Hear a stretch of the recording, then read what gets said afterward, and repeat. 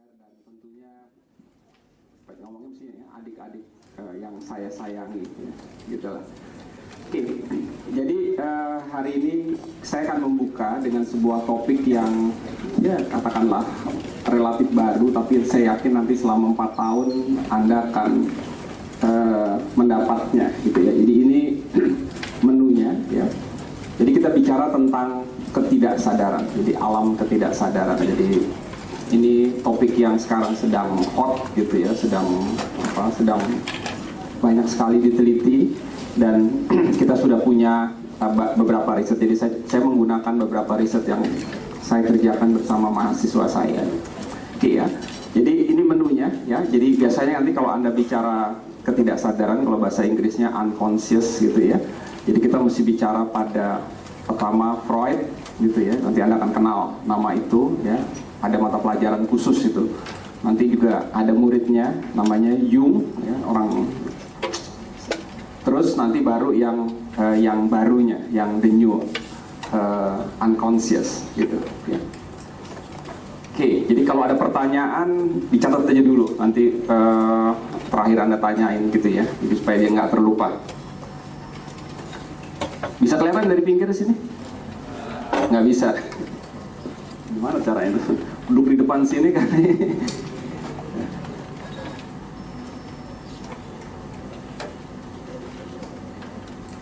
Kelihatan. Yang situ nanti nggak kelihatan. Ya lumayan ya. Iya daripada enggak. Oke.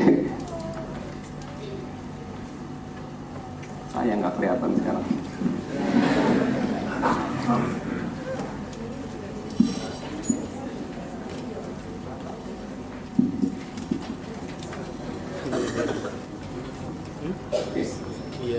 Oke ya, kita start dengan yang pertama. Jadi gini ya, jadi saya akan menggunakan banyak metafora. Jadi saya tidak akan bicara yang teknis-teknis. Jadi Anda baru nanti kalau Anda tertarik lebih lanjut, Anda cari perpustakaan, baca bukunya, gitu ya. Jadi saya ambil yang garis besarnya saja ya. Jadi oke, pertama tentang Freud. Ya, jadi ini topik tough sebenarnya, berat gitu ya. Tapi saya akan bikin supaya ambil yang entengnya saja lah, yang penting-pentingnya saja. Sisanya nanti Anda baca sendiri pustakaan ya. Jadi gini, dia menggambarkan ya kesadaran manusia. Ya, jadi kalau sekarang nih Anda kalau lagi mengamati saya, mendengar suara saya, berarti Anda lagi sadar gitu. Kalau Anda nggak dengar, pikiran Anda kemana-mana, berarti Anda nggak sadar gitu ya. Gampangnya gitu ya. Itu seperti fenomena gunung es. Jadi kalau gunung es itu, ya mungkin di sini jarang Anda melihat es. Ya kalau di Eropa, yang paling gampang metaforanya adalah gunung es, karena mereka setiap tahun ada 3-4 bulan mengalami salju gitu ya. Kalau kita negara yang kalau nggak kena hujan ya panas terus gitu ya. Jadi yang muncul di permukaan itulah kesadaran, hanya kecil biasanya. Nanti di bawah laut ya itu isinya adalah gumpalan esnya yang besar sekali. Nah jadi dia bilang kalau yang besar itulah yang disebut dengan ketidaksadaran gitu ya. Terus dia bilang ya, jadi sistem kepribadian manusia, jadi bagaimana kita bertindak, berpikir, bekerja dan sebagainya itu ya, itu bisa dibagi menjadi 3. Ini saya pakai saya pakai fenomena, pakai metafora juga ya. Yang pertama namanya it ya, kayak kalau mobil anggap sajalah itu sebuah menggas gitu ya. Kalau ditekan dia lari gitu ya. Dia prinsipnya adalah prinsip immediate gratification. Jadi kalau Anda lapar ya, maka Anda akan punya dorongan untuk cepat makan gitu. Kalau Anda haus, Anda lihat minuman di sini, Anda bilang minum gitu ya. Jadi immediate gratification, selfish, yang lebih mandiri Anda sendiri, dan pleasure principle ya. Tapi Anda punya satu bagian lagi namanya super ego ya. Dia kalau mobil dia umpamanya seperti sebuah rem gitu ya. Jadi kalau Anda lihat minuman itu, maka super ego Anda akan bilang, jangan, itu punyanya Pak Hari. Kalau kamu minum ketahuan, nggak lulus, kamu dikeluarin gitu ya. Jadi akibatnya nggak jadi minum kan gitu ya. Kalau ininya kencang ya. Nah, bayangkan kalau mobil cuma punya rem dan gas saja gitu ya. Jadi Anda mau bergerak di rem, nggak minum gitu ya. Jadi mesti ada yang pengemudinya, yang namanya ego ya. Dia yang mengatur kapan Anda boleh boleh it-nya itu nerabas ya, boleh dilepas. Kapan harus super egonya yang bekerja gitu ya. Jadi itu intinya ya. Nah sekarang saya akan kasih contohnya ini pakai pakai teori lain lagi. Jadi dia punya murid ya, salah satu namanya Ernst Dichter. Saya akan contohnya pakai perilaku konsumen ya, bidang yang saya kuasai ya. Jadi dia bilang ya, jadi salah satu implikasi dari teori Freud ya, kalau nanti Anda pelajari adalah it-nya itu didorong oleh dorongan seksual ya. Jadi menarik nih ya. Jadi salah satunya dia bilang gini ya, kenapa sih orang itu belanja? Kalau Anda beli jeans, ya, beli sepatu, beli lipstick, ya, kalau beli CD dan sebagainya, kenapa sih gitu? Karena menurut dia ada barang-barang itu memiliki namanya simbolisasi seksual gitu ya. Jadi ini bukan seksual tapi simbol-simbolnya ya. Jadi contohnya misalnya ini teori tahun 50 ya. Jadi mungkin sekarang sudah berubah sekali gitu ya. Jadi misalnya kalau mobil sport ya, mobil sport itu selalu digambarkan kalau dalam iklan ini ya, sering warna mobilnya itu merah ya. Dan terus nanti katanya kalau orang beli mobil sport itu pasti akan diamati, passion gitu ya, seperti melihat wanita. Jadi ini teori yang sangat laki-laki gitu ya. Jadi oleh karena itu maka dikatakan bahwa mobil sport itu sebenarnya tadi ya simbolisasi sebagai wanita gitu ya. Kira-kira gitulah ya. Ini bagian yang mungkin sering menjadi kritik untuk Freud ya, tapi nggak terlalu penting lah buat saya kritiknya. Yang penting ini menarik lah buat saya ya. Nah sekarang saya kasih contoh satu ya. Coba Anda tebak ya, satu iklan nih ya. Anda tebak menurut Anda di mana simbolisasi seksualnya gitu ya. Nih puasanya udah lewat jadi nggak apa-apa nih kita ngomongin ginian, oke ya. Produknya adalah mesin motorboat ya, dan ini ditaruhnya di majalah perempuan. Ya. Oke, ini iklannya ya. Oke, siapa yang mau coba? Jump tangan, coba. Boleh laki, boleh perempuan. Di mana simbolisasi seksualnya?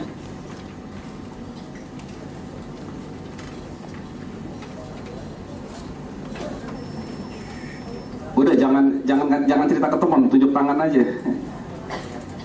Iya, silakan. Nama Anda siapa? Yang berdiri siapa? Biar keras kedengaran. Kencang suaranya. Ha.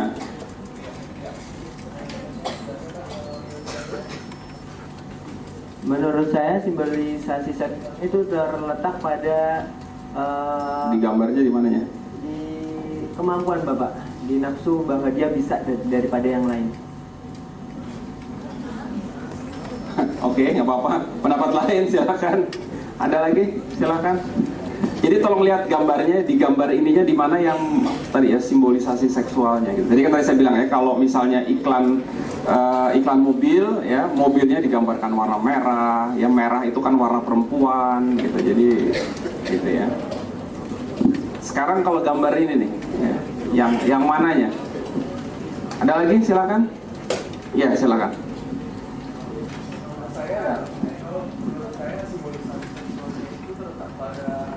Gambarnya coba. Ya.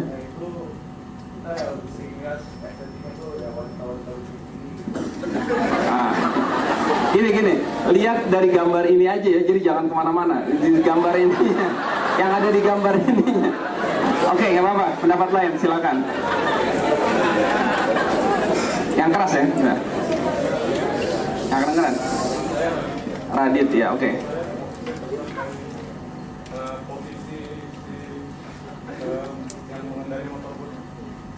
Iya, maksudnya mana pun?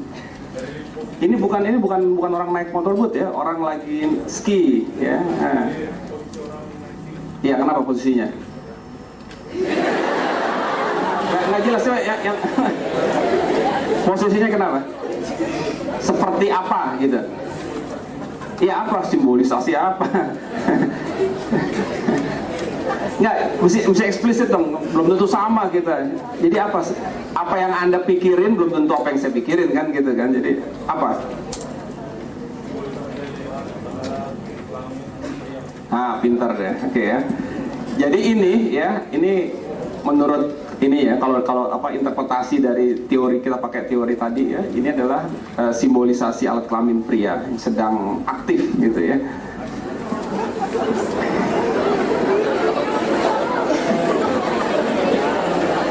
Ya, jadi saya mau bilang ya bahwa belajar psikologi itu menarik gitu ya. Jadi nanti perhatikan dengan baik gitu ya. Oke ya. Oke, berikutnya ini teori berikutnya, saya bikin cepat aja ya. Jadi berikutnya adalah muridnya ya. Jadi kalau tadi ya, semua ketidaksadaran individu ya. Jadi kalau Anda misalnya ingat tadi sebelum kesini ketemu siapa, nah itu Anda simpan di dalam ketidaksadaran pribadi tadi ya. Nah, teori Jung yang sangat kontroversi adalah bahwa kita juga mewarisi sejak lahir adalah apa yang disebut dengan ketidaksadaran kolektif. Jadi ketidaksadaran ini sifatnya gambar ya. Jadi kalau kita udah punya gambar-gambar di kepala kita gitu ya. Dan ini diwarisi dari isinya adalah disebut dengan primordial image ya. Jadi ini istilah masa lampau dari leluhur. Jadi kita mulai dari evolusi manusia 2 juta tahun yang lalu itu udah masuk di kepala kita. Jadi kita punya gambar gitu ya. Jadi kalau saya tanya misalnya ke Anda ya, nanti saya kasih contoh ya. Anda punya gambaran nggak yang disebut dengan bajai? Punya kan? Nah itu contoh dari tadi apa yang disebut. Dia menyebutnya namanya archetype. Jadi di kepala kita tuh punya simpanan seperti itu ya. Oke.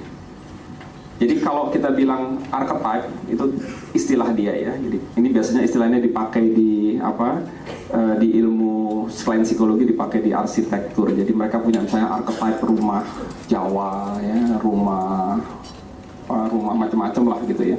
Archetype masjid. Jadi kalau masjid itu mestinya ada ininya gitu ya. Nah sekarang kalau saya tanya misalnya archetype rumah Padang apa? Rumah Minang apa? Ya atapnya runcing gitu ya, kira-kira gitu ya. Ini contoh yang bagus gitu ya, jadi nggak harus seperti ini kan ya, kira-kira ya. Kalau Mercedes apa? Archetype-nya apa? Mobil Mercedes, Mercy. Oke, coba kalau saya lihat. Kalau ini menurut Anda mobil apa nih?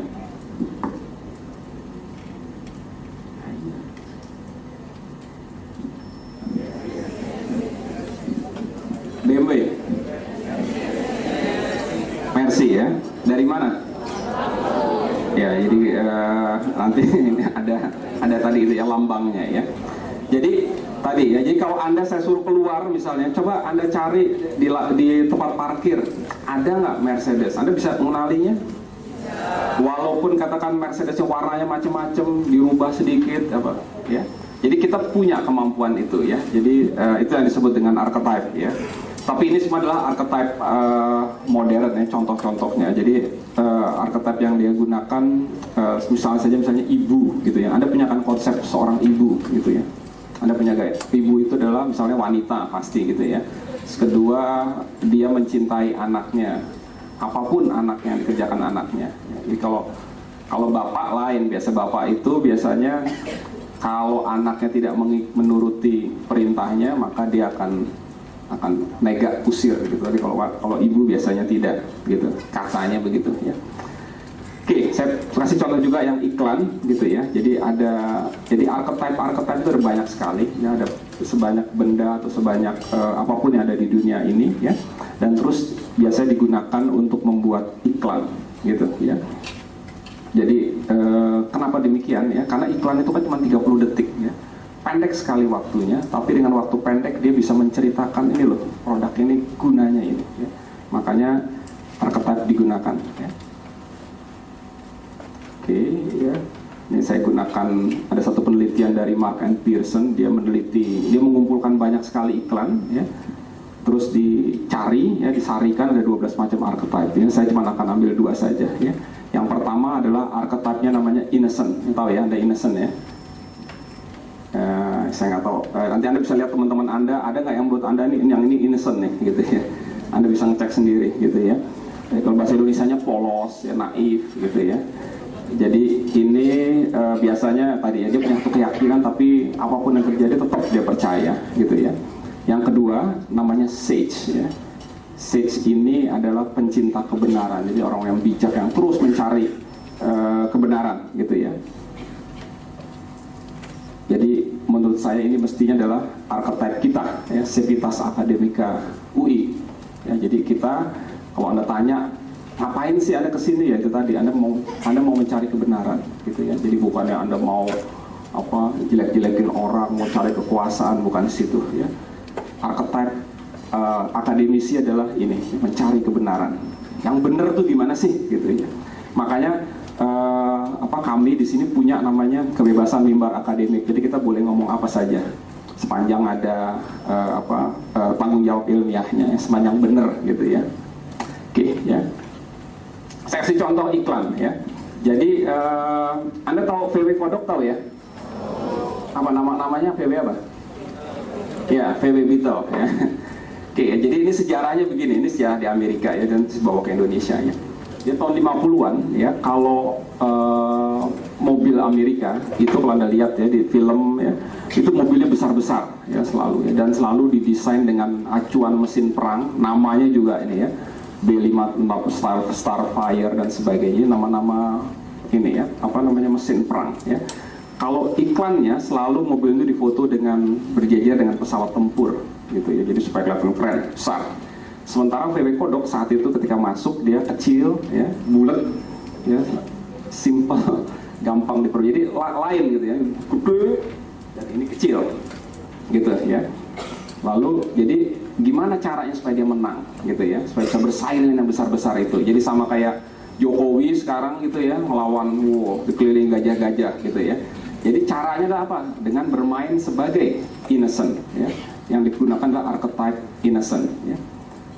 Jadi iklan-iklannya misalnya saja adalah minimalis, jadi tidak ya, hitam putih ya. Nggak pakai orang, tidak ada pesawat tempurnya ya. Dan menggunakan ISP, ini namanya ironic selling proposition, jadi pakai ironi itu menjualnya ya. Jadi misalnya saja iklannya box gitu ya. Jadi box itu kan artinya kutu. Jadi bayangkan mobil ya, mana ada sih perusahaan yang biasanya bilang ini mobil saya yang paling hebat gitu kan. Kalau ini bilangnya box, mobil saya ini kayak kutu gitu ya. Jadi aneh gitu ya. Satunya lagi bilangnya lemon. Lemon itu dalam slang Amerika artinya mobil yang sering mogok gitu ya. Itu namanya lemon. Jadi kalau Anda beli mobil jangan beli lemon gitu ya. Dibayangkan sebuah mobil ya baru diluncurkan dengan bilang ini mobilnya mobil yang sering mogok loh gitu ya. Jadi aneh. Jadi kadang-kadang kita kalau untuk menghadapi yang jagoan nggak harus dengan ini loh, saya juga jago, nggak gitu. Terus dengan tunduk ya. Lihat Jokowi kalau menurut saya ya, itu contoh innocent ya. Jadi dia kalau dibilang kamu goblok, ya emang saya bodoh gitu ya. Jadi tapi justru dia menang gitu. Jadi di sini rahasianya ya. Jadi namanya ingat, itu namanya archetype innocent ya. Jadi ini contoh iklannya misalnya ya. Coba, siapa yang bisa mengatakan di mana innocentnya iklan ini? Ayo, jawab tangan. Suaranya nggak kelihatan. Yang perempuan kalau bisa. Ya, silakan Mbak. Yang keras Mbak. Nama saya Aksari. Menurut saya letak ironinya adalah itu adalah sebuah jalan mobil baru semestinya. Tapi itunya berasap, jadi seperti mogok, seperti kutu yang dibilang tadi. Oke, itu ironinya. Innocentnya yang saya tanya, innocentnya. Oke, ya silakan. Yang keras itu namanya.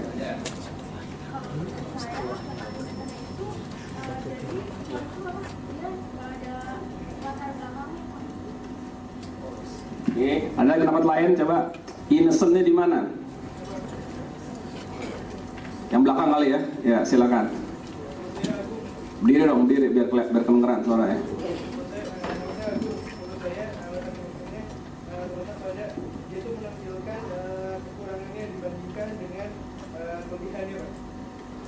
Coba ada yang tahu nggak mobil VW Kodok ya, mesinnya di mana?